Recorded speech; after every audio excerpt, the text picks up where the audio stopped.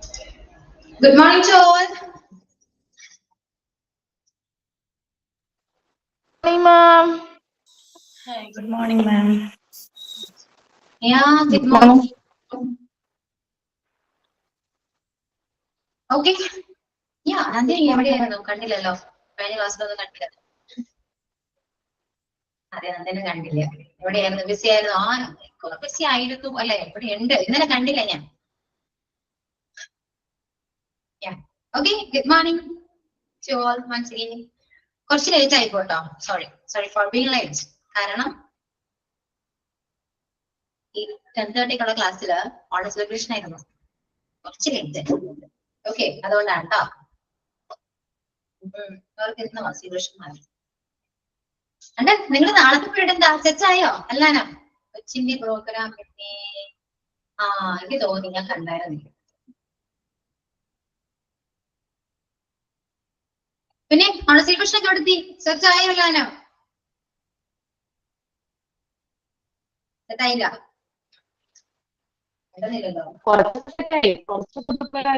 ഇനിയുണ്ട് തീരുമാനങ്ങൾ ആയിക്കൊണ്ടിരിക്കുന്നു. തീരുമാനം ആയിക്കൊണ്ടിരിക്കുന്നേ ഉള്ളൂ. ഓഡിയൻസ് ആണോ നന്ദിനി? മോശമായിപ്പോ കേട്ടോ. പക്ഷെ എല്ലാരും പാർട്ടിസിപ്പേറ്റ് ചെയ്യണ്ടേ? 1 hour ഉണ്ടാവുള്ളൂ. എന്തോ ഇത് 1 hour ആണ് ഉണ്ടാവുള്ളൂ. 1 hour ഉള്ളോ? സെലിബ്രേഷൻ 1 hour ഉള്ളൂ എന്ന് ചോദിച്ചേ.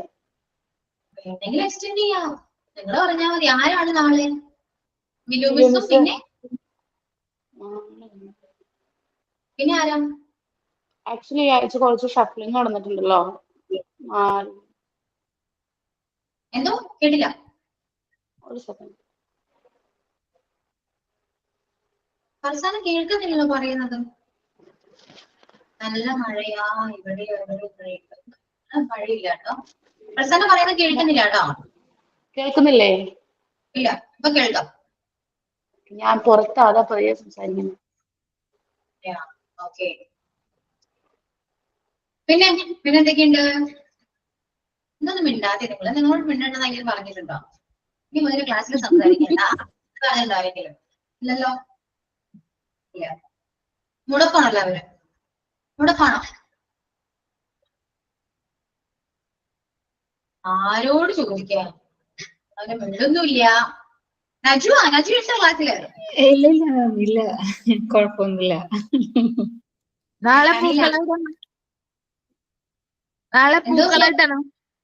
നാളെ പൂക്കളിടണം. ആണോ? ഞാൻ ഫോട്ടോ അയച്ചു തരും. ഓക്കെ, ഞാൻ ഉണ്ടാവില്ല. ശരി. ഞാൻ വരും. ജസ്റ്റ് പരിപാടി കഴിയാൻ വേണ്ടി വരും എന്നാണ് എന്റെ ഒരു പ്രതീക്ഷ. നോക്കാം നമുക്ക്. ഓക്കെ, അപ്പോ പിന്നെന്താ? അദ്രമിസിന്റെ ക്ലാസ് ആയിരുന്നു. അദ്രമിസ് ലീവാണ്, അതുകൊണ്ട് പെട്ടെന്ന് കയറേണ്ടി വന്നു. ഓക്കെ, അതുകൊണ്ടാണ് കേട്ടോ. നാളെ മിലു മിസ്സും ആഭരണ മിസ് പോണം. മിലു മിസ് എപ്പോഴാണ്? 10:30 കാണോ? അതെ. പ്രോഗ്രാംസ് ഒക്കെ സ്റ്റാർട്ട് ചെയ്യും. ഇങ്ങനെയൊക്കെയാണ്. പെട്ടെന്ന് 1 hour കൊണ്ട് തീരുമെന്ന് നോക്കാം. ഇല്ലെങ്കിൽ വേണമെങ്കിൽ കണ്ടിന്യൂ ചെയ്യാം. അപ്പൊ നമുക്ക് പറഞ്ഞാലും മതി. കണ്ടിന്യൂ ചെയ്യാം, കുഴപ്പമൊന്നുമില്ല. നോക്കൂ. ഓക്കെ, അപ്പൊ സ്റ്റാർട്ട് ചെയ്യാം. കുറച്ച് സംസാരിക്കാം. കഴിഞ്ഞ ക്ലാസ്സില് നമ്മൾ ഡിസ്കസ് ചെയ്തത് സെലക്ഷൻ അല്ലെ? സെലക്ഷന്റെ ഒരു 3 സ്റ്റെപ്സ് നമ്മൾ കഴിഞ്ഞ ക്ലാസ്സിൽ കംപ്ലീറ്റ് ചെയ്തതാണ് അല്ലെ? എംപ്ലോയ്മെന്റ് ടെസ്റ്റ് വരെ നമ്മൾ കംപ്ലീറ്റ് സെലക്ഷൻ ഇന്റർവ്യൂ വരെ കംപ്ലീറ്റ് ചെയ്തു. ചിരിച്ചത് വേറെ ഒന്നുണ്ടല്ലോ, ഈ പിക്ചർ കണ്ടപ്പോ ചിരിച്ചത്. Okay, then next verification and reference.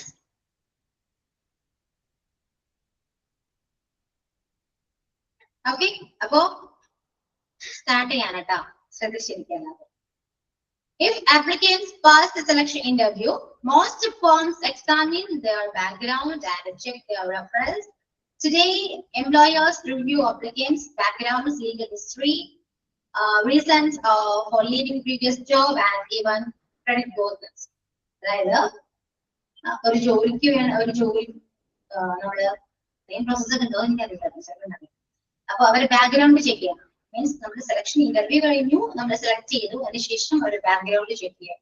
ആൾക്ക് എന്തെങ്കിലും മീൻസ് ലീഗൽ ഹിസ്റ്ററീസോ അല്ലെങ്കിൽ കേസസോ ഹിസ്റ്ററീസോ, അതുപോലെ എന്തുകൊണ്ടാണ് ഇതിന് മുന്നത്തെ ജോലി റീസൺ എന്താണ്, പിന്നെന്താ ക്രെഡിറ്റ് വർത്തിനെസ് മീൻസ് ഫിനാൻഷ്യലി എന്തെങ്കിലും ഇഷ്യൂസ് ഉണ്ടോ, kind of financial issues means നമ്മൾ ഉദ്ദേശിക്കുന്ന ലോൺ ഒക്കെ എടുത്തിട്ട് അടക്കാണ്ടിരിക്കുന്ന ആൾക്കാരുണ്ടല്ലോ, സോ അതിന്റെ ക്രെഡിറ്റ് സ്കോറും കാര്യങ്ങളും എല്ലാം ചെക്ക് ചെയ്യുന്നുണ്ട്. അതാണ് വെരിഫിക്കേഷൻ ആൻഡ് റെഫറൻസ് എന്ന് പറയുന്നത്.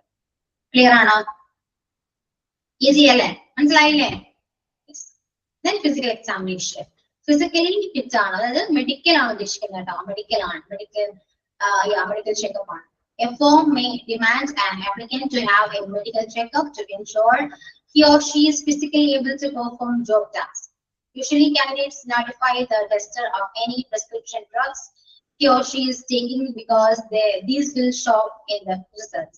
If he or she tests positive for any other drugs, it could threaten his chance of being recruited.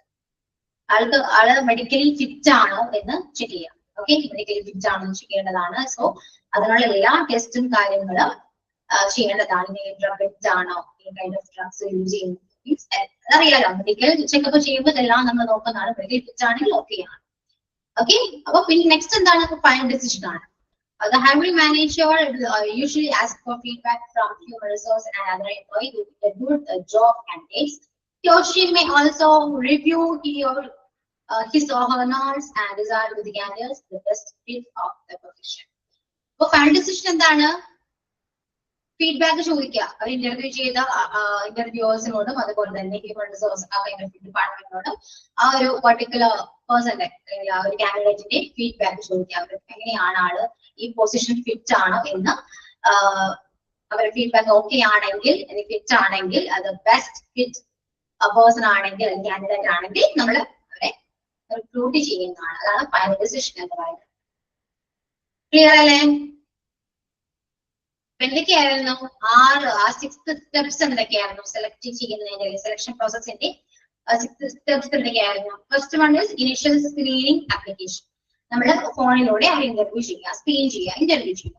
Then employment test. Employment test എന്ന് പറയുമ്പോൾ അവരുടെ നോളജ് അല്ലെങ്കിൽ സ്കിൽസ്, ഇനി കമ്മ്യൂണിറ്റി എബിലിറ്റീസ്, ഇതെല്ലാം നമ്മൾ ടെസ്റ്റ് ചെയ്യാം. ഓക്കെ, ദെൻ നെക്സ്റ്റ് എന്താണ്? Selection interview, directly face to face interview നടത്താം. അതിനുശേഷം അവർക്ക് അവരുടെ ബാക്ക്ഗ്രൗണ്ട്സ് ഒക്കെ ചെക്ക് ചെയ്യാം, വെരിഫിക്കേഷൻ ചെയ്യാം. Means background any kind of കേസസോ അല്ലെങ്കിൽ ഹിസ്റ്ററീസോ അങ്ങനെ എന്തെങ്കിലുമൊക്കെ ഉണ്ടെങ്കിൽ അതെല്ലാം ചെക്ക് ചെയ്യാം, വെരിഫൈ ചെയ്യാം. And next one is the physical examination, medical checkup ആണ്. And the next one is ഇതെല്ലാം ഓക്കെ ആണ്, ഈ പറയുന്ന 5 സ്റ്റെപ്സും ഓക്കെ ആണ്, ആള് ഫിറ്റ് ആണെങ്കിൽ നമുക്ക് ഫൈനൽ ഡിസിഷനിലേക്ക് പോകാവുന്നതാണ്. അപ്പോ these are the 6 steps of selection process. Clear ആണോ? മനസ്സിലായോ?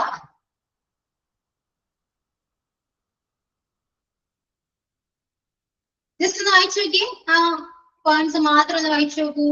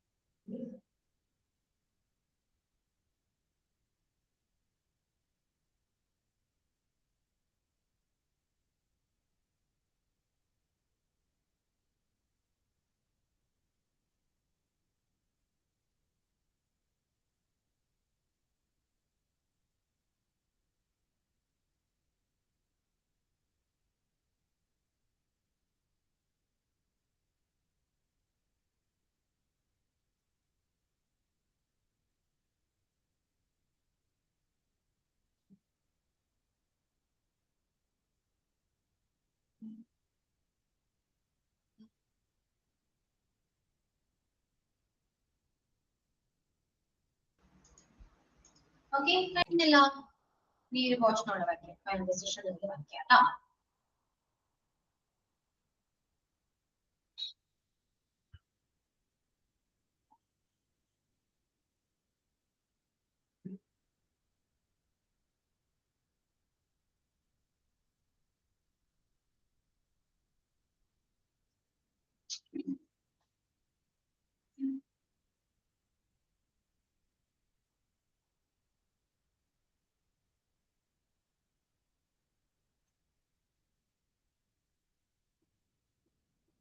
കഴിഞ്ഞോ? ക്ലിയർ ആയോ?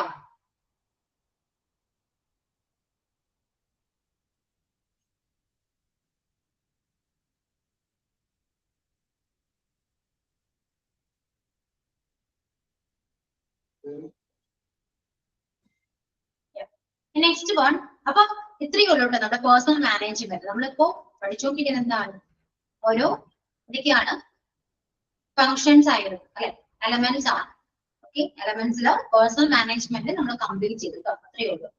Okay, next one is financial management ആണ് കേട്ടോ.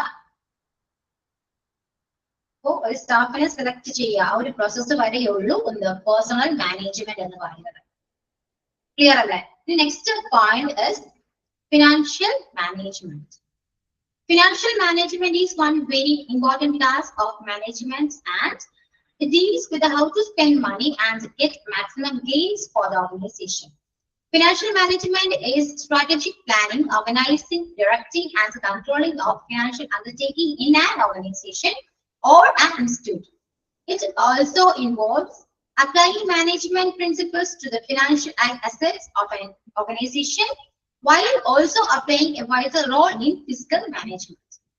ഇത്രയേ ഉള്ളൂ. ഫിനാൻഷ്യൽ മാനേജ്മെന്റ് എന്തിനാണ് ചെയ്യുന്നത്?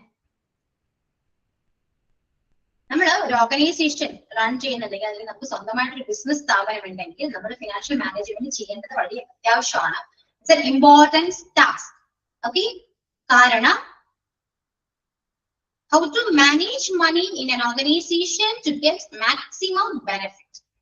നമുക്ക് ഒരു ഓർഗനൈസേഷൻ അല്ലെങ്കിൽ നമ്മളൊരു ബിസിനസ് സ്റ്റാർട്ട് ചെയ്യുമ്പോൾ നമുക്ക് എത്രത്തോളം അതിൽ നിന്ന് ബെനിഫിറ്റ് കിട്ടണം അല്ലെ, അതിനു വേണ്ടി നമ്മൾ എങ്ങനെയാണ് ഈ പറയുന്ന മണി മാനേജ് ചെയ്യേണ്ടത്. അല്ലാതെ എപ്പോഴും ചെലവുകൾ മാത്രമാണെങ്കിൽ നമുക്ക് എന്തെങ്കിലും ഈ പറയുന്ന പോലെ അവിടെ ബെനിഫിറ്റോ കാര്യങ്ങളോ ഉണ്ടാകുമോ?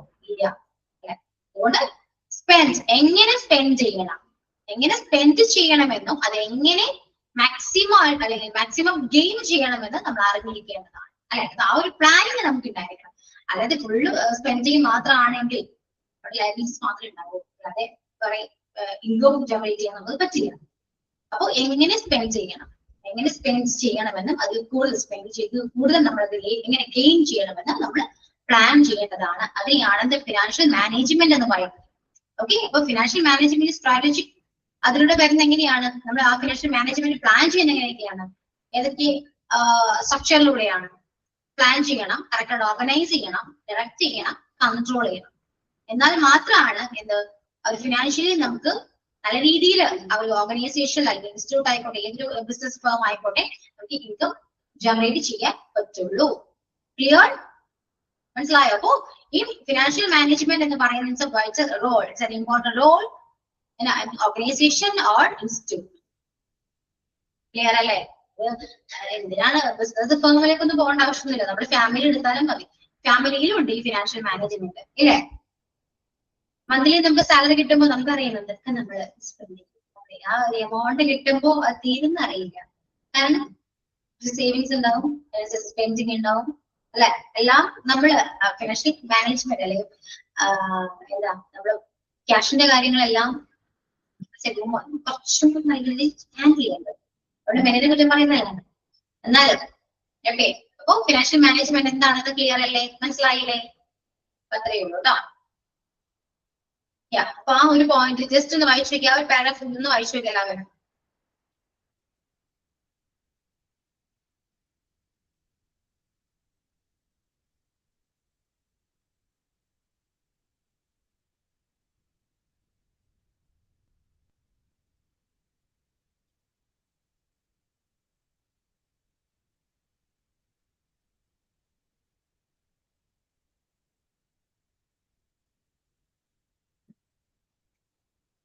ചാപ്റ്റർ കുറച്ചുകൂടി ഈസി അല്ലേ? അല്ലേ? നിങ്ങൾക്ക് അങ്ങനെ തോന്നുന്നുണ്ടോ? കുറച്ച് ഈസി അല്ലേ ചാപ്റ്റർ? അല്ലേ? അല്ലേ? അതെ, ഭയങ്കര ഈസിയാണ്. നിങ്ങൾക്ക് തന്നെ മനസ്സിലാക്കാവുന്നേ ഉള്ളൂ. ഞാൻ സെയിം എക്സ്പ്ലനേഷൻ ചെയ്യേണ്ട ആവശ്യമില്ല. ഈസിയാണ്. വെറുതെ എന്തൊരു ഞെട്ടല് വന്നേ. ഈസി അല്ലെന്നോ? ഈസി അല്ല. കുറച്ച് പേർക്ക് ഈസിയാണ്, കുറച്ച് പേർക്ക് ഈസി അല്ല. ഓക്കെ, ശ്രദ്ധാക്കാം. അപ്പൊ മനസ്സിലായോ? ഞാൻ എടുക്കുന്ന പോർഷൻസ് ക്ലിയർ ആകുന്നുണ്ടോ? വൃന്ദ, മേഘ ക്ലിയർ ആകുന്നുണ്ടോ? ഈസി അല്ലെന്ന് പറഞ്ഞ രണ്ടുപേരുള്ളവരെ. ഓക്കെ, അപ്പൊ നെക്സ്റ്റ് ഫിനാൻഷ്യൽ മാനേജ്മെന്റിൽ വരുന്നത് തന്നെയാണ് ബഡ്ജറ്റ് അല്ലെ? ബഡ്ജറ്റ് നമുക്ക് വേണ്ടേ? Budget is a numerical statement of a program showing the proposed or estimated schedule of an expenditure in some years, keeping in view the estimated income of the next year. Budget may be two types: developmental budget, non-developmental budget. Book readile aano next ഇട്ടാതെ ഒരു കുറച്ച് ഒരുപാട് നാളായല്ലോ. Contact ചെയ്തിരുന്നോ? പറഞ്ഞ നേരമായിട്ട് അയച്ചോളൂ. ആണോ? Okay,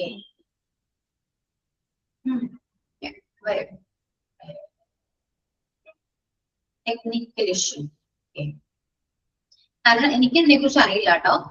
വന്നവർക്ക് അറിയാൻ പറ്റും. ഇപ്പോ 23 കോൺവെക്കേഷന് വന്നവർക്ക് അറിയാൻ പറ്റും. ഞങ്ങളുടെ ഓഫീസ് വേറെയാണ്. നിങ്ങൾ വന്ന ഓഫീസിലല്ലാണ്ട് ഞങ്ങൾ വർക്ക് ചെയ്യുന്നത്. ഞങ്ങളുടെ ഓഫീസ് വേറെയാണ്. ടീച്ചേഴ്സും ടെക്നിക്കൽ ടീമും മാത്രമേ ഉള്ളൂ. അവിടെയാണ് ഈ പ്രിന്റിങ്ങും എല്ലാ കാര്യങ്ങളൊക്കെ ചെയ്യുന്നത്. അവിടെയാണ് ഡിപ്പാർട്ട്മെന്റ്സ്. ഓക്കെ, അതുകൊണ്ട് എനിക്ക് വലിയ ട്രാക്കിംഗ് ഐഡി പറഞ്ഞിരുന്നില്ല മാം. എന്തോ ട്രാക്കിംഗ് ഐഡി പറഞ്ഞിരുന്നില്ല.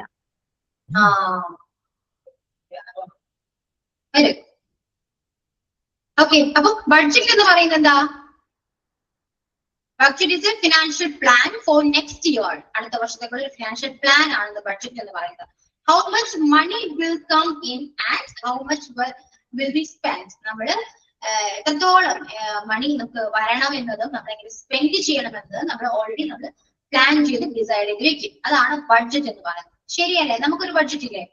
മന്ത്ലി നമ്മളൊരു വീട് റൺ ചെയ്യണമെങ്കിൽ അല്ലെങ്കിൽ എല്ലാ കാര്യങ്ങളും നമ്മൾ നല്ല രീതിയിൽ മുന്നോട്ട് കൊണ്ടുപോകണമെങ്കിൽ നമുക്ക് തന്നെ ഒരു ബഡ്ജറ്റ് ഉണ്ട്. ശരിയല്ലേ? എനിക്കുണ്ട് കേട്ടോ. ഞാൻ ഭയങ്കരമായിട്ട് പ്ലാൻ ചെയ്യുന്ന, കാൽക്കുലേറ്റ് ചെയ്യുന്ന ഒരു വ്യക്തിയാണ് ഞാൻ. എനിക്ക് കാൽക്കുലേഷൻ ഭയങ്കര കാര്യമായിട്ടുണ്ട്.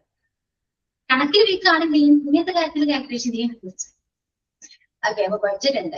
അപ്പൊ ബഡ്ജറ്റിൽ തന്നെ നമുക്ക് 2 types ഓഫ് ബഡ്ജറ്റ് ഉണ്ട്. അതിൽ ഫസ്റ്റ് വൺ ഇസ് ഡെവലപ്മെന്റൽ ബഡ്ജറ്റും നോൺ ഡെവലപ്മെന്റൽ ബഡ്ജറ്റും.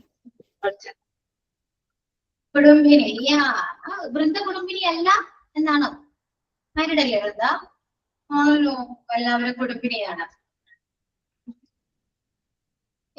ഓക്കെ, അതില് ഡെവലപ്മെന്റ് ബഡ്ജറ്റ് നോക്കാം. This part of the budget used for a new process of expenditure, usually for a limited period, usually prepared according to the annual development program and called the annual development budget. അതായത് ഈ പറയുന്നത് ഈ kind of one of the budget എന്ന് പറയുന്നത് money spent for new development or new project. Okay, പുതിയ കാര്യങ്ങൾ, പുതിയ ഒരു ഡെവലപ്മെന്റിന് വേണ്ടിയോ പുതിയ പ്രൊജക്ട് സ്റ്റാർട്ട് ചെയ്യാൻ വേണ്ടിയോ സ്പെൻഡ് ചെയ്യുന്ന മണിയാണ് ഈ ബഡ്ജറ്റിലുള്ളത്. Development budget. അതായത് ആ ഒരു ഫേം അല്ലെങ്കിൽ ആ ഒരു ഓർഗനൈസേഷൻ എങ്ങനെ ഡെവലപ്പ് ചെയ്യണം, ആ ഡെവലപ്പ് ചെയ്യാനുള്ള ഐഡിയാസും കുറെ പ്ലാനൊക്കെ നമ്മൾ ഓൾറെഡി നമ്മുടെ കയ്യിലുണ്ടാവും. സോ പ്ലാൻ മാത്രം ഉണ്ടായതൊരു കാര്യമില്ല, നമുക്ക് അതിനുള്ള ബഡ്ജറ്റ് വേണം. സോ ആ ബഡ്ജറ്റ് ഈ പറയുന്ന ഡെവലപ്മെന്റ് ബഡ്ജറ്റിൽ പെടുന്നതാണ്. മനസ്സിലായോ? അത് ഒരുപാട് നാളത്തേക്കൊന്നല്ല കേട്ടോ, ഒരു ലിമിറ്റഡ് പീരീഡിൽ മാത്രമാണ്. കാരണം അങ്ങനെയാണ്, അല്ലാണ്ട് ഒരുപാട് നാളത്തേക്കല്ല. ഒരു ലിമിറ്റഡ് പീരീഡിൽ പുതിയ പ്രോസസ്സ് സ്റ്റാർട്ട് ചെയ്യാൻ വേണ്ടി നമ്മൾ മാറ്റിവെക്കുന്ന അല്ലെങ്കിൽ നമ്മൾ സ്പെൻഡ് ചെയ്യുന്ന മണിയാണ് എന്ത് ഡെവലപ്മെന്റ് ബഡ്ജറ്റിൽ വരുന്നത്. Okay, clear? ഇപ്പോ ഇനി ഹോസ്പിറ്റൽ ബേസ് പറയുകയാണെങ്കിൽ ഹോസ്പിറ്റലിൽ ചിലപ്പോ പുതിയൊരു ബിൽഡിംഗ് അല്ലെങ്കിൽ ഇപ്പൊ ഒരു ഹോസ്പിറ്റൽ ഒട്ടും അത്യാവശ്യം സൗകര്യങ്ങളുള്ള ഹോസ്പിറ്റൽ ആണെന്ന് വിചാരിക്കും. പക്ഷെ അവിടെ ഒരു പുതിയൊരു ബിൽഡിംഗ് പണിയണം, അല്ലെങ്കിൽ പുതിയൊരു ഏതെങ്കിലും ഒരു ഡിപ്പാർട്ട്മെന്റ് സ്റ്റാർട്ട് ചെയ്യണം. ഇപ്പൊ ഞാൻ പറഞ്ഞു ഒരു സ്പെഷ്യൽ ക്ലാസ് ഡിപ്പാർട്ട്മെന്റ്സ് ഒരുപാടുണ്ട്. അപ്പൊ അങ്ങനെ ഒരു ഡിപ്പാർട്ട്മെന്റ് സ്റ്റാർട്ട് ചെയ്യണമെങ്കിൽ അതൊരു പുതിയ പ്രൊജക്ട് ആണ് അല്ലെ? ഇനി വേണ്ട ഒരു MRI അല്ലെങ്കിൽ ഒരു MRI മെഷീൻ പുതിയത് വാങ്ങണം, അല്ലെങ്കിൽ എന്തെങ്കിലും ഏതെങ്കിലും ഒരു കൈൻഡ് ഓഫ് ഒരു സെന്റർ അവിടെ സ്റ്റാർട്ട് ചെയ്യണം, ഹോസ്പിറ്റൽ, അതൊക്കെയാണ് ഒരു ന്യൂ പ്രൊജക്ട് ആണ് അല്ലെ. അപ്പൊ അതിനു വേണ്ടി നമ്മൾ സ്പെൻഡ് ചെയ്യാൻ മാറ്റി വെക്കുന്ന കുറച്ച് പൈസ ഉണ്ടാവില്ല, അതിനു വേണ്ടി സ്പെൻഡ് ചെയ്യുന്ന കുറച്ച് മണി ഉണ്ടാവില്ല. സോ അത് ഈ പറയുന്ന ഡെവലപ്മെന്റ് ബഡ്ജറ്റ് വരുന്നതാണ്. മനസ്സിലായോ? ഇപ്പൊ നമുക്ക് സ്വന്തമായിട്ട് ബിസിനസ് ഉണ്ടെന്ന് വിചാരിക്കും, എന്നിട്ട് നമ്മൾ വിചാരിക്കുന്നത് കുറച്ചുകൂടെ നമ്മളത് കുറച്ചുകൂടെ ഡെവലപ്പ് ആക്കണം എന്ന് വിചാരിക്കുകയാണ്. അപ്പൊ നമ്മൾ പുതിയ കാര്യങ്ങൾ നമ്മൾ ചിന്തിക്കാൻ തുടങ്ങും അല്ലെ. ഇനി വേണ്ട, നമ്മുടെ വീട്ടിലേക്കുള്ള ഒരു ബഡ്ജറ്റ് ആണെങ്കിൽ നമുക്ക് ഒരു വാഷിംഗ് മെഷീനോ ഒരു ഫ്രിഡ്ജോ വാങ്ങണം, അത് നമ്മൾ പുതിയൊരു കാര്യം ചെയ്യാൻ ഒരു ന്യൂ തിങ് ആണ്, അത് വാങ്ങണം. അപ്പൊ അതിനൊരു ബഡ്ജറ്റ് നമ്മൾ മാറ്റി വയ്ക്കുമല്ലോ അല്ലെ. ഡെവലപ്മെന്റ് ബഡ്ജറ്റ് എന്ന് പറയും.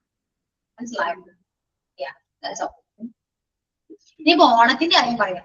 ഞങ്ങള് ഓണം ആഘോഷിക്കുന്നവരാണ്. ഓണം ആഘോഷിക്കുന്നവരെ ഓണത്തിന് വേണ്ടി ചിലരൊക്കെ ഫണ്ട് മാറ്റി വെക്കും അല്ലെ. ഓണം ചിട്ടി ഇല്ലേ, അങ്ങനെ സംഭവങ്ങളൊക്കെ ഉണ്ട്.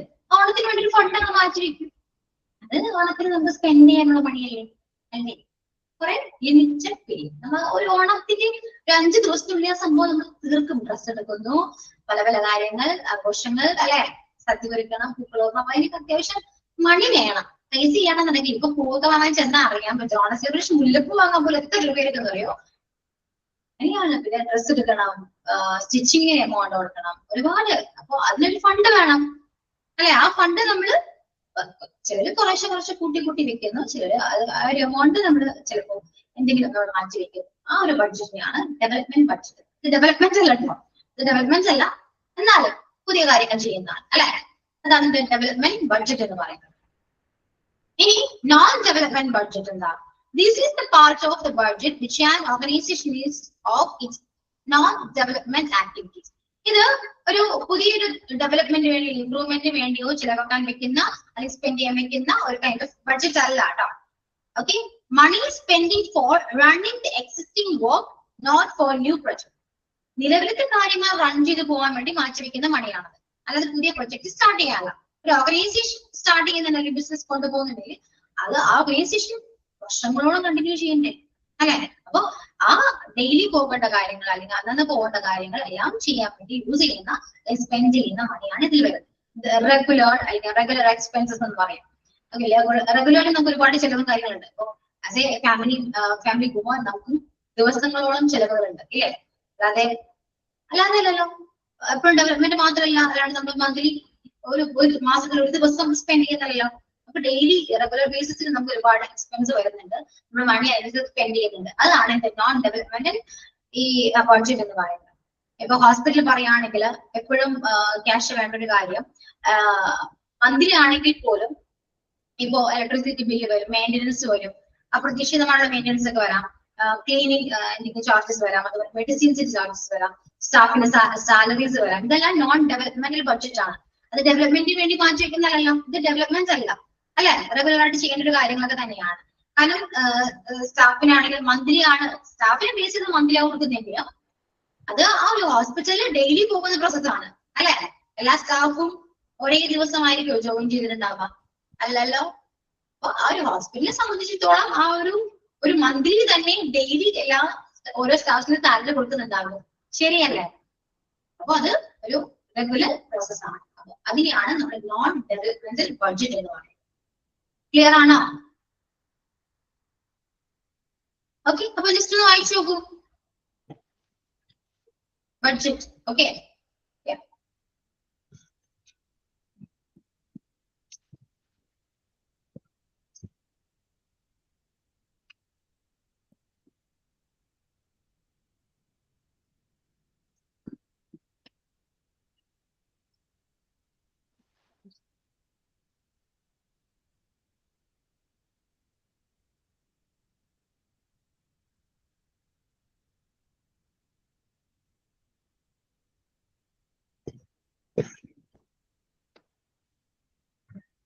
ഇല്ല, 12 മണി ആയിക്കാളുള്ളൂ.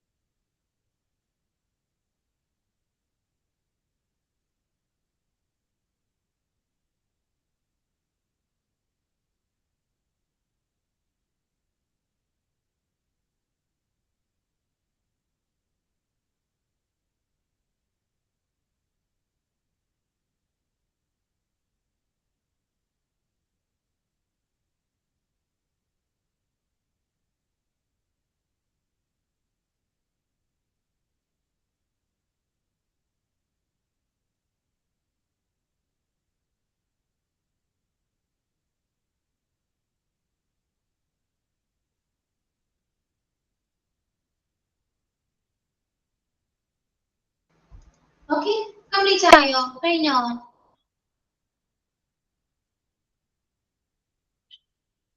ക്ലിയർ ആയോ? ഡൗട്ട്സ് ഉണ്ടോ? ഇല്ല, ക്ലിയർ ആണല്ലോ. ഇനി ഒരു ടേബിൾ വൈസ് ഞാൻ പറയുകയാണെങ്കിൽ നമുക്ക് ഡെവലപ്മെന്റ് ബഡ്ജറ്റ് വരുന്നത് കാര്യങ്ങളൊക്കെ ആയിരിക്കും. ഒരു ന്യൂ പ്രോജക്ട് ഒരു ഗ്രോത്തിന് വേണ്ടി സ്പെൻഡ് ചെയ്യുന്ന മണി. അതുപോലെ അതൊരു വൺ ടൈം ആയിരിക്കാം, ചിലപ്പോൾ ഒരു ലിമിറ്റഡ് പീരീഡിലായിരിക്കാം. And next one is building, അല്ലെങ്കിൽ ചിലപ്പോൾ ബിൽഡിങ്ങോ ന്യൂ മെഷീൻസോ ഒക്കെ വാങ്ങാനായിരിക്കും. അങ്ങനെയാണ് ഡെവലപ്മെന്റ് ബഡ്ജറ്റ് വരുന്നത്. ഇനി നോൺ ഡെവലപ്മെന്റ് ആണെങ്കിലോ റൊട്ടീൻ ആണ്, ഡെയിലി എക്സ്പെൻസ് ആണ്, കണ്ടിന്യൂസ് ആയിട്ട് നടക്കുന്ന ഒരു കാര്യമാണ്, എവ്രി ഇയർ നടക്കുന്ന ഒരു കാര്യമാണ്. ആൻഡ് അത് ചിലപ്പോൾ സാലറീസ് ആകാം, സാലറീസ് ആണ് അതല്ല, സാലറീസ് ബില്ല് മെഡിസിൻസ് ഒക്കെയാണ് നടക്കുന്നതാണ് നോൺ ഡെവലപ്മെന്റ് ബഡ്ജറ്റ് എന്ന് പറയുന്നത്. ഓക്കെ, ക്ലിയർ ആണോ? അങ്ങനെ ടേബിൾ ആയിട്ട് എഴുതണോ? വേണോ? നോട്ട് ചെയ്യണോ? അങ്ങനെ ക്ലിയർ ആയോ? ഓക്കെ ആണല്ലോ? വേണ്ട, ഓക്കെ ആണ്. കൂടുതലൊന്നും പറയേണ്ട ആവശ്യമില്ലല്ലോ. ഇനി next tools of monitoring budget. അതില് ഫസ്റ്റ് വൺ, നമ്മൾ ബഡ്ജറ്റ് മോണിറ്റർ ചെയ്യണമല്ലോ അല്ലെ? എന്തൊക്കെയാണ്, എങ്ങനെയൊക്കെയാണ് ബഡ്ജറ്റ് ഉണ്ടായത്, അല്ലെങ്കിൽ എന്തൊക്കെ കാര്യങ്ങൾ, അല്ലെങ്കിൽ എന്തൊക്കെ സ്പെൻഡ് ആയി, കൂടുതൽ എമൗണ്ട് സ്പെൻഡ് ആയി, സോ ഇതൊക്കെ മോണിറ്റർ ചെയ്യേണ്ടതാണ്. അതിന് ടൂൾസ് എന്തൊക്കെയാണെന്ന് നോക്കാം. Monthly statement. A monthly statement is A return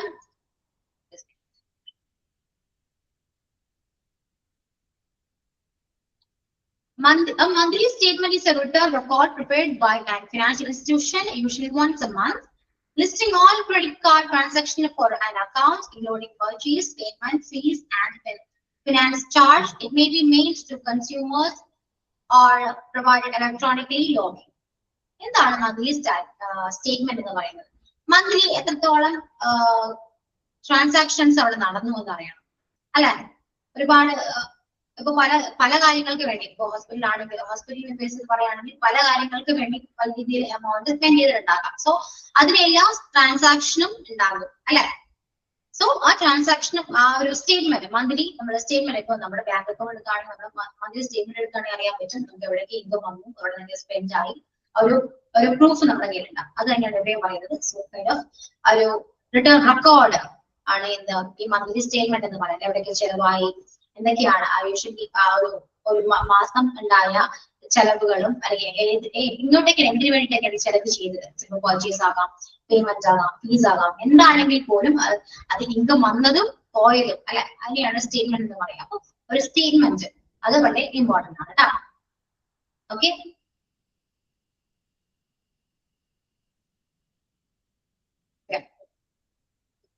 അപ്പൊ എല്ലാ മാസവും every month the finance department makes a report of how much was spent, or this is how much was budgeted. നമ്മുടെ budget എത്രയായിരുന്നു എന്ന്, നമ്മൾ എത്ര സ്പെൻഡ് ചെയ്തിരുന്നു ഉള്ളൊരു കൈൻഡ് ഓഫ് റിപ്പോർട്ടാണ് ഇത് ഈ പറയുന്ന മന്ത്ലി സ്റ്റേറ്റ്മെന്റ് എന്ന് പറയുന്നത്. ക്ലിയർ അല്ലേ? Okay, clear? സ്റ്റേറ്റ്മെന്റ് എന്താണെന്ന് മനസ്സിലായില്ലേ? നമ്മൾ ബാങ്ക് സ്റ്റേറ്റ്മെന്റ് ഒക്കെ എടുക്കുന്ന പോലെ എല്ലാ ഓരോ ഓർഗനൈസേഷനും അവരുടേതായ സ്റ്റേറ്റ്മെന്റ്സ് ഉണ്ട്. ഓക്കെ, ഇനി എക്സസ് സ്റ്റേറ്റ്മെന്റ് എന്താണ്? Excess is used to refer additional amounts of money that need to be paid for service and activities that were not originally planned or considered. നേരത്തെ നമ്മൾ പ്ലാൻ ചെയ്തതോ അല്ലെങ്കിൽ നമ്മൾ പരിഗണിച്ചതുമായ അതിൽ കൂടുതൽ പ്ലാൻ ചെയ്തായിരിക്കില്ല സംഭവിക്കുക അല്ലെ? ചിലപ്പോൾ അതിൽ കൂടുതൽ എക്സസ് ആയിട്ട് എന്തെങ്കിലും മണി സ്പെൻഡ് ചെയ്യേണ്ടതായി വന്നേക്കാം. ആ ഒരു എക്സസ് സ്റ്റേറ്റ്മെന്റ് നമ്മളോട് കാണിക്കുന്നതായിരിക്കും. ഓക്കെ, അതായത് ഇപ്പോ നമ്മുടെ ഒരു ബഡ്ജറ്റ് എന്ന് പറയുന്നത് ഒരു 5 ലക്ഷം രൂപയായിരിക്കാം മേ ബി. അപ്പൊ 5 ലക്ഷം രൂപയാണ് നമ്മുടെ ബഡ്ജറ്റ് എന്ന് വിചാരിക്കും. പക്ഷേ നമുക്ക് ഒരു 6 ലക്ഷം രൂപയായി നമ്മൾ പ്ലാൻ ചെയ്താൽ ഒരു എന്തെങ്കിലും ബിൽഡിംഗ് നമ്മൾ പണിതു എന്ന് വിചാരിക്കും. നമ്മുടെ ബഡ്ജറ്റ് എന്ന് പറഞ്ഞാൽ അവര് പറഞ്ഞ ചിലപ്പോൾ ബഡ്ജറ്റ് 5 ലക്ഷം ആയിരിക്കും. അപ്പൊ നമ്മൾ ഇട്ട ബഡ്ജറ്റ് 5 ലക്ഷം ആണെന്ന് വിചാരിക്കും. പക്ഷെ ആ ഒരു പണി നടന്നുകൊണ്ടിരിക്കുന്ന സമയത്ത് അല്ലെങ്കിൽ കംപ്ലീറ്റ് ആയപ്പോ അത് പ്രതീക്ഷിക്കാതെ 6 ലക്ഷം രൂപയായി. അപ്പൊ ആ 1 ലക്ഷം എന്താണ്? എക്സസീവ് എമൗണ്ട് ആണ് അല്ലെ? അപ്പൊ ഒരു എക്സസ് സ്റ്റേറ്റ്മെന്റ് അവിടെ വന്നു. അപ്പൊ എന്തുകൊണ്ടാണ് അത്രയും എമൗണ്ട് കൂടിയത്, എങ്ങനെയാണ് കൂടിയത്? അപ്പൊ അതിനെ കാണിക്കുന്ന ഒരു സ്റ്റേറ്റ്മെന്റ് ആണ് എക്സസ് സ്റ്റേറ്റ്മെന്റ് എന്ന് പറയുന്നത്. Okay, clear? ഇപ്പൊ നമ്മൾ ഓൾറെഡി ഇത് പ്ലാൻ ചെയ്ത കാര്യമല്ല. പ്ലാൻ ചെയ്യാണ്ട് നമുക്ക് ഇപ്പൊ നമ്മള് എന്തെങ്കിലും സാധനം, ഇപ്പൊ ഫോർ എക്സാമ്പിൾ ഇപ്പൊ നമ്മള് ഒരു ഡ്രസ്സ് എടുക്കാൻ പോയോ എന്ന് വിചാരിക്കും. ഒരു 2000 രൂപക്ക് ഡ്രസ്സ് എടുക്കാനാണ് പ്ലാൻ ചെയ്ത് പോയത്. പക്ഷെ നമ്മൾക്ക് കണ്ടിഷ്ടപ്പെട്ടത് അത് കൂടുതൽ എമൗണ്ട് ആയിരിക്കും. 2500 രൂപയാണെങ്കിൽ 500 രൂപ നമ്മുടെ ബഡ്ജറ്റ് ഉണ്ടായ ഒരു കാര്യമാണോ? അല്ല. അതാണ് ഇവിടെ നടക്കുന്നത്. അതാണ് എക്സസ് സ്റ്റേറ്റ്മെന്റ് എന്ന് പറയുന്നത്. Then accounting. Accounting എന്താ? Accounting is the language of finance. It conveys the financial position of the firm or business to anyone who wants to know. It helps to translate the working of a firm into tangible report that can be compared. Accounting എന്ന് പറയുന്നത് നമ്മുടെ എല്ലാ കാര്യങ്ങളും അല്ലെ, daily account, daily recording of all income and expense. Accounting എന്ന് പറയുന്നത് daily recording ആണ്, നമ്മുടെ ഇൻകം അതുപോലെ തന്നെ എക്സ്പെൻസും കാണിക്കാൻ വേണ്ടിയിട്ടുള്ളത് അല്ലെ. അത് ഓരോ ദിവസവും നമ്മൾ അറിയാലോ അക്കൗണ്ടിങ് സെക്ഷൻ എന്താണ്, അവിടെ നടക്കുന്ന എല്ലാ ട്രാൻസാക്ഷനും അല്ല, എല്ലാ മണി സ്പെൻഡ് ചെയ്യുന്നതാണെങ്കിലും ഇൻകം ആണെങ്കിലും എല്ലാം നമ്മൾ റെക്കോർഡ് ആയിരിക്കും. നമ്മളെല്ലാം സിസ്റ്റത്തിലാണെങ്കിലും ഫീൽഡിൽ നമ്മൾ റെക്കോർഡ് ചെയ്തിരിക്കുന്നത്. അതാണ് അക്കൗണ്ടിങ് എന്ന് പറയുന്നത്. അത് ആർക്കും കണ്ടാലും മനസ്സിലാക്കാൻ പറ്റുന്നത്, ഒരു എളുപ്പത്തിൽ മനസ്സിലാക്കാൻ പറ്റും. Okay, then it determines hospital activities in numbers and reports like profits and loss, balance sheet. അല്ലെ, അക്കൗണ്ടിങ് പഠിച്ചവർക്ക് അറിയാൻ പറ്റും ഈ ബാലൻസ് ഷീറ്റും പ്രോഫിറ്റ് ആൻഡ് ലോസ് അത്രയേ ഉള്ളൂ മെയിൻ ആയിട്ട്. നമുക്ക് ഇതൊക്കെ പ്രോഫിറ്റ് കിട്ടിയെന്നും ഇതൊക്കെ ലോസ് ആയെന്നും അതുപോലെ ബാലൻസ് ഷീറ്റ് നമ്മൾ സെറ്റ് ചെയ്യാറുണ്ട് അല്ലെ. അതിനെയാണ് അക്കൗണ്ടിങ് എന്ന് പറയുന്നത്. അക്കൗണ്ടിങ് എന്ന് പറയുന്നത് ഒരു ഫിനാൻസിയൽ ലാംഗ്വേജ് ആണ്. Language of finance. അറിയാം, ഞാൻ കൂടുതലും പറയേണ്ട ആവശ്യമില്ല, കാരണം അക്കൗണ്ടിങ് അറിയാത്ത ആരുമില്ലല്ലോ അല്ലെ. ക്ലിയർ അല്ലേ? ഇനി ഓഡിറ്റിംഗ്. ഓഡിറ്റിംഗ് എന്താ? To verify and check if everything is correct. Accounting ചെയ്തു, നമ്മൾ അത് ടാലി ആക്കി വെക്കാന്ന് പറയും അല്ലെ, ടാലി ആക്കണം. സോ ടാലി ആയി. Auditing is the examination of or inspection of various books of accounts by auditor, followed by physical checking of inventory to make sure that all the departments are following a document system or recording transactions. It is done to ascertain the accuracy of financial statements provided by the organization. So, ഇത്രയും കാര്യങ്ങൾ ചെയ്തു അല്ലെ, accounting വരെ എത്തി. ഈ accounting വരെ എത്തിയല്ല ഇപ്പൊ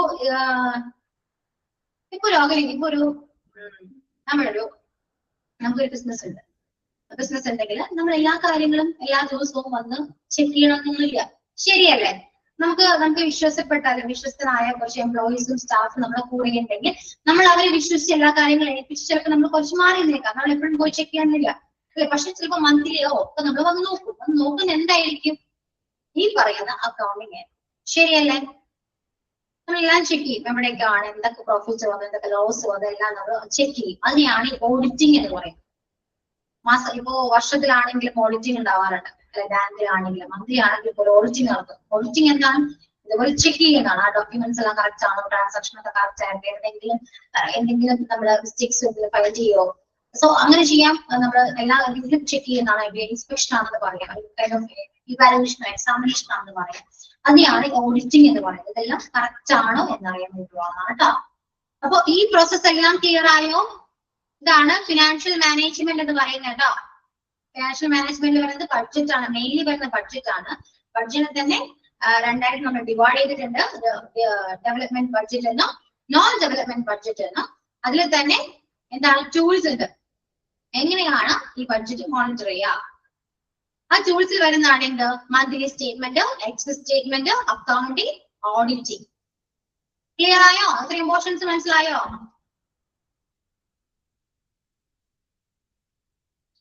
okay, അപ്പൊ ജസ്റ്റ് ഒന്ന് വായിച്ചു നോക്കൂ. ഓഡിറ്റിംഗ് വഴി ഒന്ന് വായിക്കൂ കേട്ടോ.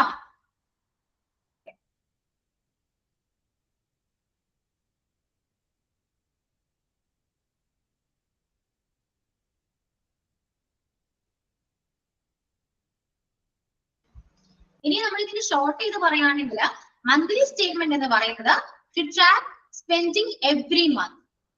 ഓക്കെ, ഓരോ മാസത്തിലെയും സ്റ്റേറ്റ്മെന്റ് ആണ്. അതാണ് എന്ത്? മന്ത്ലി സ്റ്റേറ്റ്മെന്റ് എന്ന് പറയുന്നത്. ഇനി എക്സസ് സ്റ്റേറ്റ്മെന്റ് എന്ന് പറയുന്നത് to report and justify over spending. Over spending ഉണ്ടെങ്കിൽ അത് റിപ്പോർട്ട് ചെയ്യുന്നതാണ് എക്സസ് സ്റ്റേറ്റ്മെന്റ് എന്ന് പറയുന്നത്. ഇനി അക്കൗണ്ടിങ് എന്താണ്? To record financial transactions. Financially നമ്മൾ എല്ലാ ട്രാൻസാക്ഷനും റെക്കോർഡ് ചെയ്യുന്നതാണ് അക്കൗണ്ടിങ് എന്ന് പറയുന്നത്. ആൻഡ് ഓഡിറ്റിംഗ് എന്താണ്? വെരിഫൈ ചെയ്യുക, to verify and check everything is correct. എല്ലാം കറക്റ്റ് ആണോ എന്ന് ചെക്ക് ചെയ്യുക, വെരിഫൈ ചെയ്യുന്നതാണ് ഓഡിറ്റിംഗ് എന്ന് പറയുന്നത്. വൺ വേർഡ് ആയിട്ട് ഇങ്ങനെ പറയാം. ഓക്കെ അല്ലേ? ക്ലിയർ അല്ലേ? ഒന്ന് വായിച്ചു കേട്ടോ.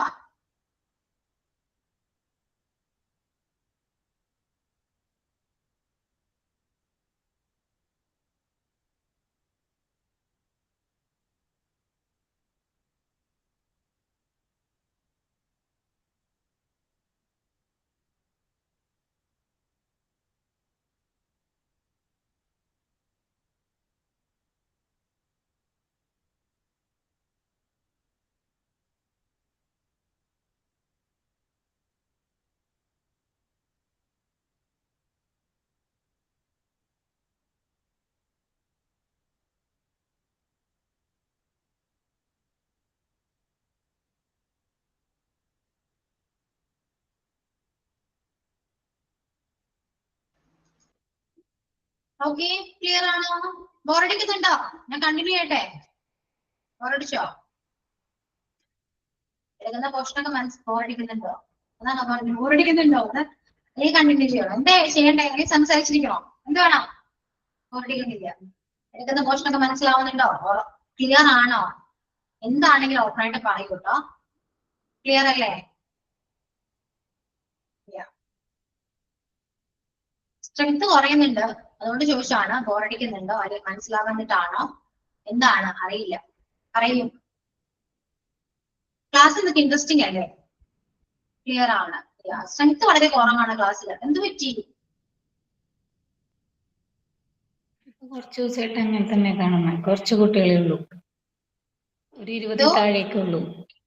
കുറച്ച് ദിവസമായിട്ടേ ഇപ്പൊ ഈ ലാസ്റ്റ് വീക്ക് കഴിഞ്ഞ വീക്ക് ഫുൾ അങ്ങനെ തന്നെ 20 താഴെ ഉള്ളൂ. ഓണം സെലിബ്രേഷൻ ഞാനും ശ്രദ്ധിക്കുന്നുണ്ട്. പലപ്പോഴായിട്ടും ഇതുപോലെ സ്ട്രെങ്ത് വളരെ കുറവാണ് സ്കൂളിൽ. ശരിയാ ശരി. എനിക്ക് എന്റെ മോൾക്ക് നാളെയാണ്. ഒരു minute.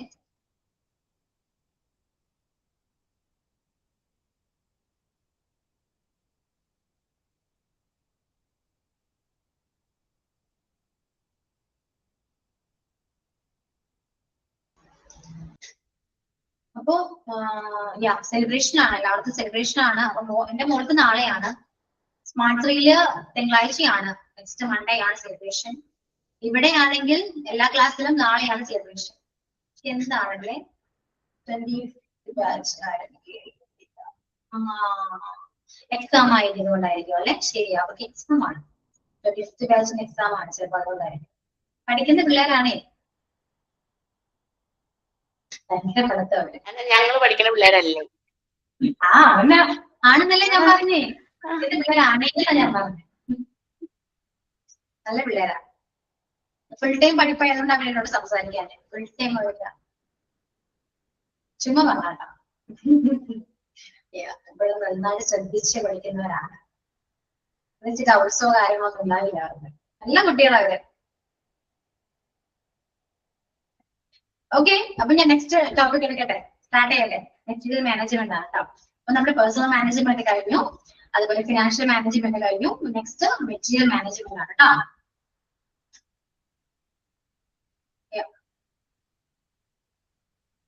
Material management is the planning, purchasing and maintaining of different items used in the hospitals.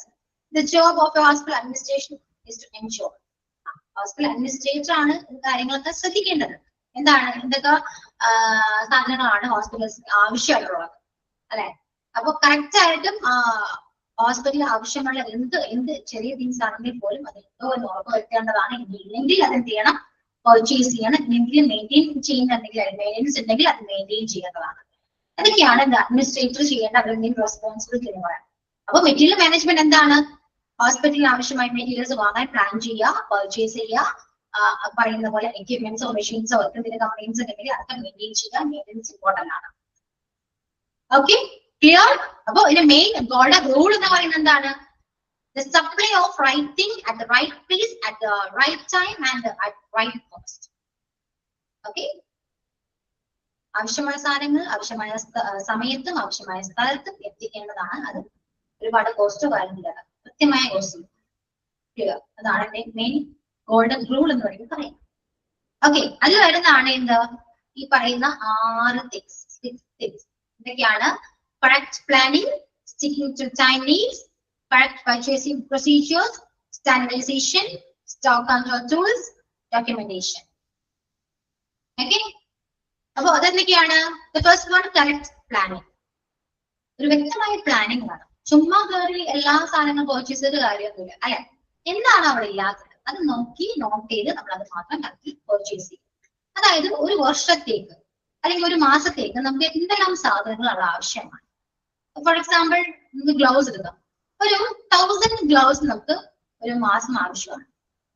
Okay, അപ്പൊ അത് നമ്മള് അവിടെ ഉണ്ടോ, ആവശ്യത്തിന് ഉണ്ടോ എന്ന് കൗണ്ട് ചെയ്യാം. വാങ്ങണമെങ്കിൽ വാങ്ങാം. അങ്ങനെയാണ് പ്ലാൻ ചെയ്യാൻ. കറക്റ്റ് പ്ലാൻ ചെയ്യും. Stick to time needs. Order ഇപ്പോ നമുക്ക് സ്റ്റിക്കിംഗ് ടു ടൈം നീഡ്സ് എന്ന് പറയുന്ന പ്രത്യേകിച്ചൊന്നുമില്ല. സാധനങ്ങൾ തീരാൻ വേണ്ടി കാത്തിക്കരുത്. തീരുന്നതിന് മുൻപ് നമ്മൾ പർച്ചേസ് ചെയ്യണം. ഷോർട്ടേജ് വരാൻ പാടില്ല.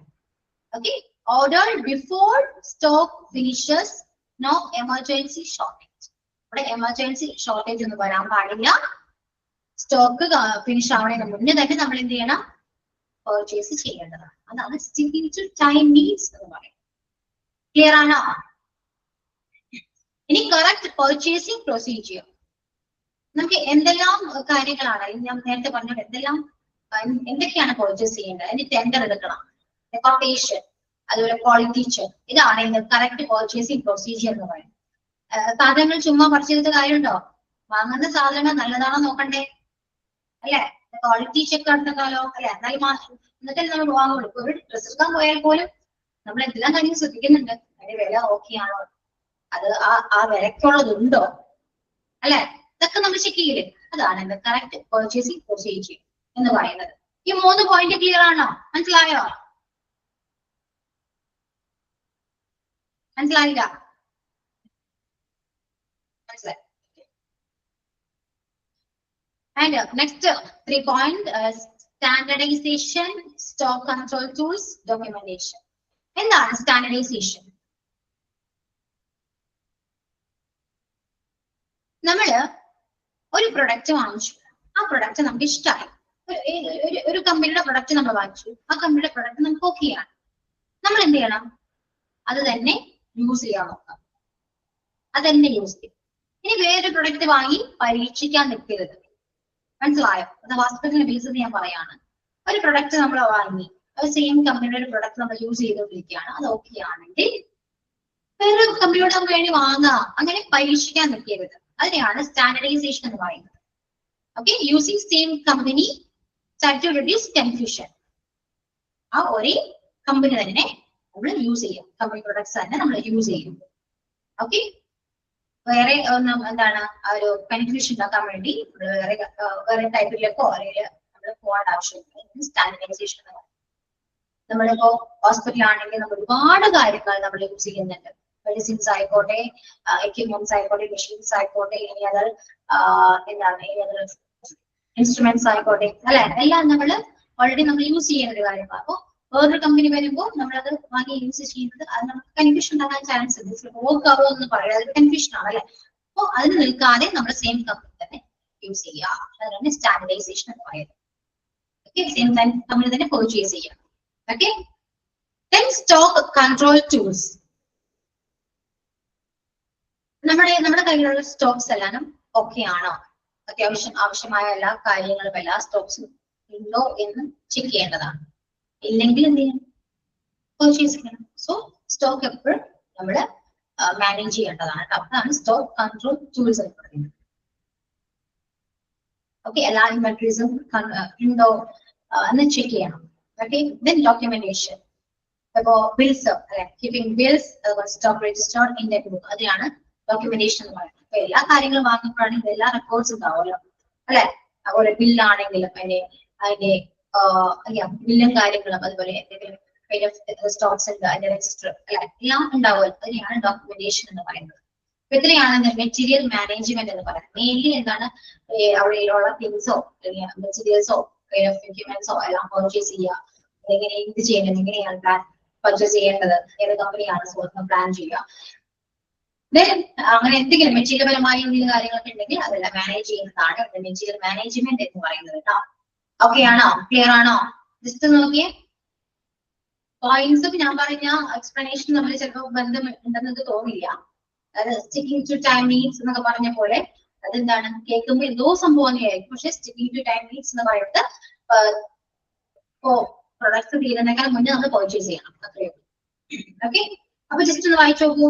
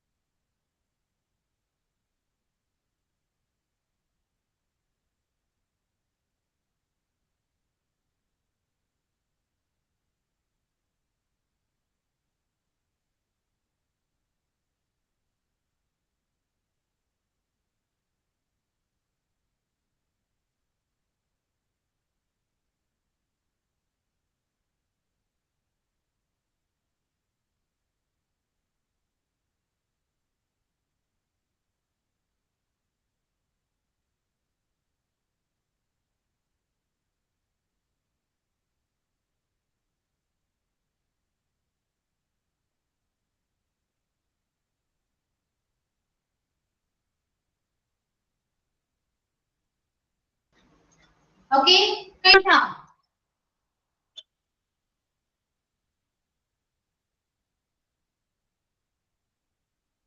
അപ്പൊ ഇതോടുകൂടി നമ്മുടെ മെറ്റീരിയൽ മാനേജ്മെന്റ് കംപ്ലീറ്റ് ആയി. ഇനി ടൈം മാനേജ്മെന്റ് മാത്രമേ ഉള്ളൂ. അതെന്ത് ചെയ്യണം? ഇപ്പോ എടുക്കണോ അല്ലെങ്കിൽ നെക്സ്റ്റ് ക്ലാസ്സിൽ മതിയോ? അതോടുകൂടി തന്നെ കഴിഞ്ഞു. അടുത്ത ക്ലാസ്സിൽ എടുക്കാം. അടുത്ത ക്ലാസ്സിൽ മതി. ഓക്കെ, അപ്പൊ ഇത്രയും കാര്യങ്ങൾ ക്ലിയർ ആയോ? എലമെന്റ്സ് ഓഫ് മാനേജ്മെന്റില് personal management, financial management, material management. Last one is time management. Time നമ്മൾ മാനേജ് ചെയ്യുന്നതാണ്. ഞാൻ നെക്സ്റ്റ് ക്ലാസ് എടുക്കാം കേട്ടോ. അപ്പൊ ഇത്രയും കാര്യങ്ങൾ ക്ലിയർ ആണല്ലോ? ഓക്കെ അല്ലേ? എടുക്കുന്ന പോർഷൻസ് ഒക്കെ മനസ്സിലാകുന്നുണ്ടോ? ക്ലിയർ ആണോ? വീണ്ടും വീണ്ടും ചോദിക്കുകയാണ്. ഓക്കെ ആണ്, എല്ലാവർക്കും ഓക്കെ അല്ലേ? എന്തെങ്കിലും ഡൗട്ട്സ് ഉണ്ടെങ്കിൽ ചോദിക്കണം കേട്ടോ. എന്തായാലും ചോദിക്കും, എന്താണെങ്കിലും ചോദിച്ചു, ഞാൻ പറഞ്ഞുതരാം. ചോദിച്ചാൽ മാത്രം അറിയാൻ പറ്റും. എനിക്കിത് വായിക്കുമ്പോൾ അത്ര ഡിഫിക്കൽട്ടി ആയിട്ട് തോന്നില്ല. കുറച്ചൊരു ക്ലിയർ ആണ്, ഈസി ആണ്. ഓക്കെ, അപ്പോ നിങ്ങൾക്ക് എന്തെങ്കിലും അതിനെ കുറിച്ച് ഡൗട്ട്സ് ഉണ്ടെങ്കിൽ ചോദിച്ചാൽ ഞാനത് ക്ലിയർ ചെയ്ത് തരാം. ഏതെങ്കിലും ടോപ്പിക് ആണെങ്കിൽ പോലും ഇനി കൂടുതൽ എക്സ്പ്ലനേഷൻ ആവശ്യമാണെങ്കിലും ചോദിക്കാം, ഞാനത് പറഞ്ഞുതരാം കേട്ടോ. ഓക്കെ, ക്ലിയർ അല്ലേ? പിന്നെ കുറച്ച് ആക്റ്റീവായിട്ടിരിക്കുക ക്ലാസ്സിൽ. എന്താണെന്ന് മിണ്ടും ചെയ്യാനും ഭയങ്കര ഷോക്കാണ്. അപ്പൊ പിന്നെ ആക്റ്റീവായിട്ടിരിക്കും കേട്ടോ. ഓക്കെ, പിന്നെന്താ? അപ്പൊ നാളത്തെ സെലിബ്രേഷൻ ഒക്കെ ഉണ്ടെങ്കിൽ എല്ലാം പ്ലാൻ ചെയ്യുക, മാക്സിമം പാർട്ടിസിപ്പേറ്റ് ചെയ്യാൻ നോക്കുക. കാരണം എന്തൊരു ചാൻസിന് കിട്ടിയെന്ന് അറിയാലോ. മാക്സിമം യൂട്ടിലൈസ് ചെയ്യാം കേട്ടോ. ഓക്കെ, ഓക്കെ ആണോ? എന്തെങ്കിലും ഒന്ന് മിനിറ്റ് ഒന്ന് അൺമ്യൂട്ട് ചെയ്യൂ നിങ്ങൾ. എന്ത് കഷ്ടമാണ്.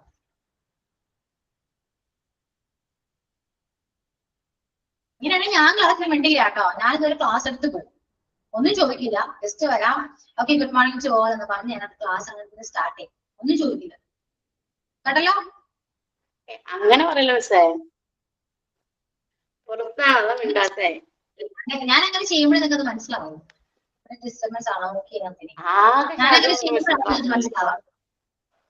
ഇതോ അല്ല, ആകെ അൺമ്യൂട്ട് ചെയ്യണ മിസ് മാത്രമേ ഉള്ളൂ. ഓണാക്കാൻ പറ്റണം. കുഴപ്പമില്ല കണ്ടേ. ഞാൻ നോക്കിക്കോ, അതുപോലെ ചെയ്യും ഞാൻ. അപ്പൊ നിങ്ങൾക്ക് മനസ്സിലാവും എന്തുകൊണ്ടാണ് അത് ബുദ്ധിമുട്ടത്. നിങ്ങൾ സംസാരിക്കാത്തതിന്റെ ബുദ്ധിമുട്ട് എനിക്ക് അറിയുന്നുണ്ട്. കാരണം ഞാൻ അറിയാം, നമ്മൾ അത്ര ഒരുപാട് സംസാരിക്കുന്നവരാണ്. അപ്പൊ നിങ്ങൾ മിണ്ടുന്നില്ലേ? അല്ല ഇന്ന് സ്ട്രെങ്തും ഇല്ല, സംഗീത ആരുമില്ല, ഷാനിയില്ല, ഫ്രണ്ട്സില്ല, സീജയില്ല, ആരുമില്ല. അതെ, ഷാനി കണ്ടിട്ട് കുറേ നാളായി. ഷാനിന്റെ ക്ലാസ്സിൽ വരാറും കൂടി ഇല്ല. ഷാനിക്ക് ഭയങ്കര തിരക്കാ, കുട്ടികളുടെ കാര്യങ്ങളായി, ഈ സ്കൂള് ഓണാഘോഷമൊക്കെ ആയിട്ട് ഭയങ്കര തിരക്കാ ഷാനി. ബിസിയാണ്. ഓക്കെ, അപ്പൊ നടക്കട്ടെങ്കിൽ ഈ വെക്കേഷനൊക്കെ അതിനൊരു കാര്യം പറ്റേ, ചിലപ്പോ നാളെ എനിക്ക് ജോയിൻ ചെയ്യാൻ പറ്റിയില്ലെങ്കിൽ അവള് PTA പ്രസന്റ് ആണോ?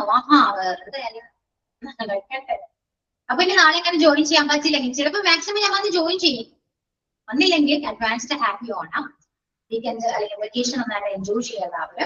ഓക്കെ, സോ എന്തായാലും ഞാൻ വരും, എങ്ങനെയെങ്കിലും ഞാൻ നിങ്ങളെ വന്ന് മീറ്റ് ചെയ്യുന്ന ആളെ വരും, വരാതിരിക്കില്ല. എങ്ങനെയെങ്കിലും വന്ന് ഓടിപ്പണത്തി വന്ന് മീറ്റ് ചെയ്യും, നോക്കട്ടെ.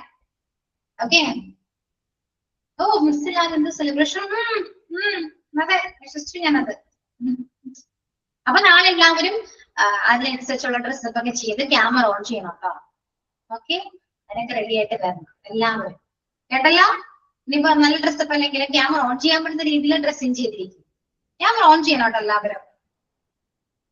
വിശ്വാസം ക്യാമറ ഓൺ ചെയ്യാൻ നല്ല ഡ്രസ് നടക്കില്ല. ഞാൻ ഹോസ്പിറ്റലിൽ ഇരുന്ന് ഓണാഘോഷിക്കാം. ഹോസ്പിറ്റലാണോ? ഇല്ല, എനിക്കല്ല, സിസ്റ്ററിന് അവർക്ക് ബാക്ക് പെയിൻ ഉണ്ട്. അപ്പൊ ഫിസിയോതെറാപ്പി ഒക്കെ പറഞ്ഞിട്ടുണ്ട്. ഞങ്ങൾ രണ്ടുപേരും കൂടി വോയിസ് ക്ലിയർ ആവുന്നില്ല. അത് സിസ്റ്ററിന് മെസ്സേജ് ചെയ്തോ? എക്കോ വരുന്നുണ്ട്. ഫസ്റ്റ് ആ മെസ്സേജ് ആണ് കേട്ടോ. ഓക്കെ, അപ്പൊ പറഞ്ഞ പോലെ എല്ലാവരും നന്നായിട്ട് നാളെ ഓണം സെലിബ്രേറ്റ് ചെയ്യാം. ഞാൻ പറഞ്ഞ പോലെ സുന്ദരി മടകളായിട്ടൊക്കെ വരാം. ക്യാമറ ഓൺ ചെയ്യാം. നജുവ പ്രത്യേകിച്ച് ക്യാമറ ഓൺ ചെയ്യാം. ഞാൻ നജുവെ